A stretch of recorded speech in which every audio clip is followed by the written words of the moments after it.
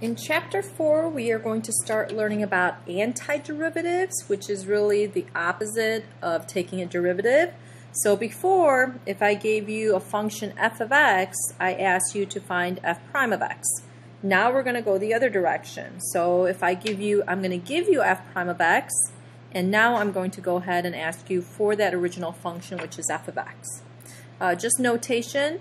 If I give you f of x and I want you to give me the original function or the function above it, we're also going to call that capital F. So in terms of hierarchy, so capital F would be the first function. The derivative of capital F we're going to call f. The derivative of little f we're going to call f prime. Okay. So the process of finding an antiderivative is called antidifferentiation. Okay, so let's think about, first of all, if I give you a simple function like f of x equals 2x. So can you think about what would be a function that gives you a derivative of 2x? Well, the original function could be x squared, right? Using the power rule, the derivative of big F prime, which is really little f, is 2x. But then, is there another function that also gives you the same derivative? Couldn't the original function also be x squared plus 4? Isn't the derivative of that also 2x? Because the derivative of 4 becomes 0. So notice when we take an antiderivative, there's not just one answer. This could be x squared plus 10, x squared minus 100. So there's an entire family of functions that is the antiderivative. So really the antiderivative of 2x is really x squared plus any constant c, where c could be a positive number or a negative number. And it should make sense graphically because here's x squared.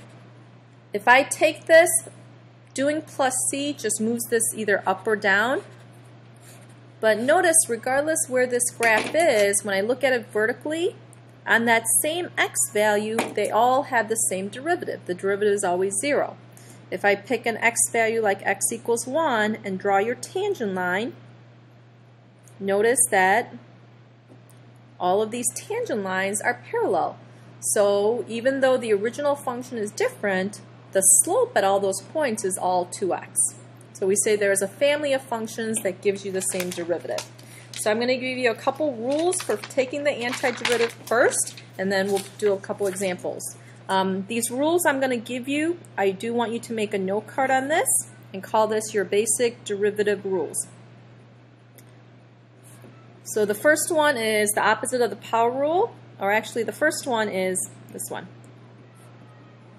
Okay, if I ask you, and this is the symbol for taking an antiderivative, it is called an integral symbol. It looks very much like an elongated S.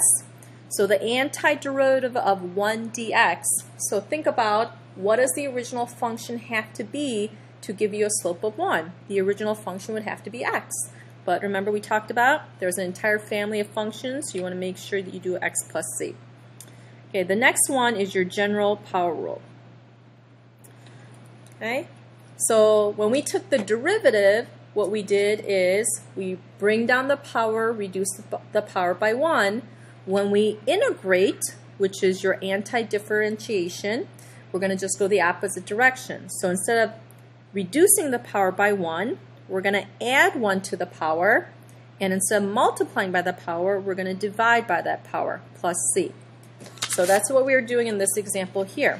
To get from here to here, the antiderivative of 2x is add 1 to the power, divide by 2, there's your x squared, and then we put the plus c. Okay, and the other ones are your trig ones. So the antiderivative of the cosine is going to be sine, and that makes sense because the derivative of the sine is your cosine. Antiderivative of the sine is going to be negative cosine, because the derivative of the cosine is negative sine. And then we're going to do the other trig ones. Antiderivative of the secant squared is tangent. Antiderivative of cosecant squared is going to be negative cotangent. So all we're doing is flipping all the trig rules that we learned. Antiderivative of the secant tangent is secant. And the antiderivative of cosecant, cotangent, is negative cosecant. So I would like you to make a note card with these 8 rules on it. Okay? And what I'm going to do is I'm just going to put a couple examples up, and what I would do is copy down the examples, you practice them on your own, and then restart the video to check your answers. So here are the examples. First one is x cubed times x to the 5th. Notice on all these integrals or anti-differentiation problems I have this dx here. We'll talk a little bit later about why you need that, but you do need that. It is 1 over x cubed dx.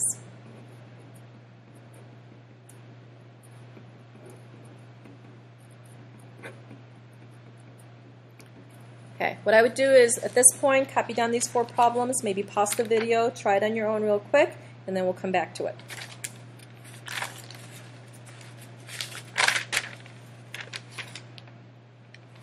Okay, real quick, just some basic vocab that I want to review with you guys. Here's this is your integral sign. That symbol tells you are taking the antiderivative of something. This whole piece, that is called your indefinite integral. This f of x is your integrand. This dx is called your variable of integration, and we'll talk about later why you need it. Okay, let's go through these examples. So there is no product or quotient rule for integration. So what you're going to have to do is sometimes rewrite the problem before you can do it. So this is x cubed here. So I can rewrite this as x to the 8th dx. This is your power rule. Add 1, divide by the power. Don't forget your plus c. This, rewrite it as x to the negative 3. Again, there is no power or quotient rule for antiderivatives. Power rule again. Add 1, divide by the power, plus c.